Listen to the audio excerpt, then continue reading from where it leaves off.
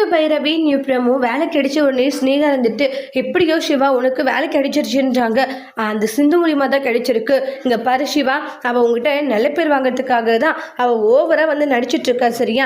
அதனால எந்த காரணத்தை கொண்டும் நீ அவளை வந்து நம்பிடாதன்றாங்க.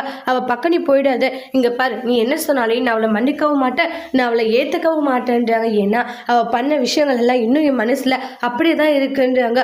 பொய் சொல்லி திருட்டுத்தனமா தாலி கட்டிட்டு நான் அவள் ஆசைப்பட்ட கல்யாணம் பண்ணிக்கிட்ட மாதிரி அவள் ஒரு பொய்யை சொல்லும் போது எனக்கு எப்படி இருந்துச்சு தெரியுமான்றாங்க. கண்டிப்பா நான் அவளுக்கு ஒரு சரியான பாடத்தை கற்றுக் கொடுத்தே ஆகுவேன் ஸ்னேகான்றாங்க.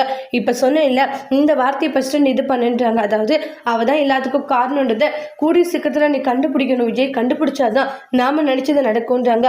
கண்டிப்பாக கண்டுபிடிக்கிறேன் அப்படின்ற மாதிரி வந்து ரொம்பவே கோவத்தில் இருக்காங்க சிவா இருந்துட்டு. அதுக்கப்புறமா ஸ்னேகாவும் பார்த்தீங்கன்னா அப்பப்போ ஒவ்வொரு ஐடியாவும் சொல்லிக்கிட்டு இருக்காங்க.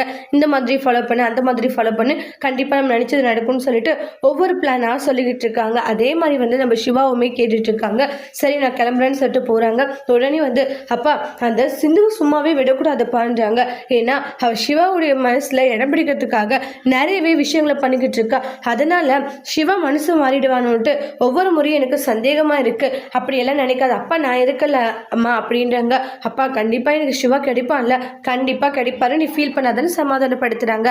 அதோட இந்த பிரமவை முடிச்சிருக்காங்க. தேங்க்யூ.